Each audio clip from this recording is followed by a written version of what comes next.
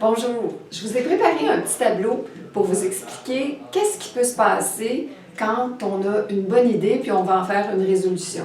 Alors, on discute tout le monde ensemble, on précise un peu qu'est-ce qu'on veut, quelqu'un en fait une proposition.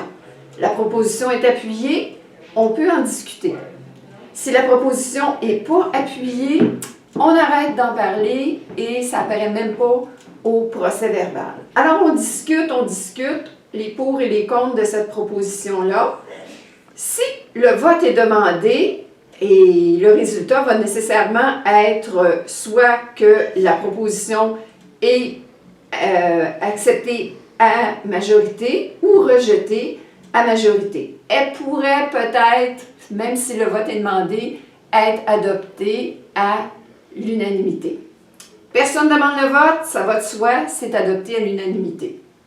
Je reviens ici. On est dans notre discussion. On s'aperçoit qu'il y a peut-être un petit problème.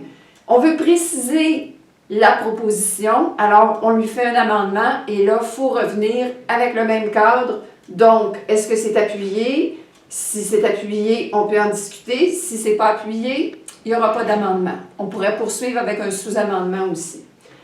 L'autre situation, c'est que dans nos discussions, on se rend compte qu'on n'a pas suffisamment d'informations, alors on peut demander à un comité d'en discuter, de nous trouver des idées, d'arriver avec des solutions. Donc, on renvoie un comité et on marque dans notre procès-verbal qu'on pourra, à ce moment-là, revoir la proposition à telle date ou telle réunion.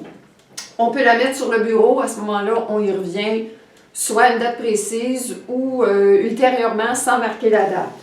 On peut tout simplement la retirer aussi parce qu'on s'est rendu compte que ça ne nous apporte pas une valeur ajoutée, donc on laisse tomber et à ce moment-là, il faudrait être certain que tout le monde, surtout si les personnes qui l'ont proposé et appuyé vont être d'accord avec ça.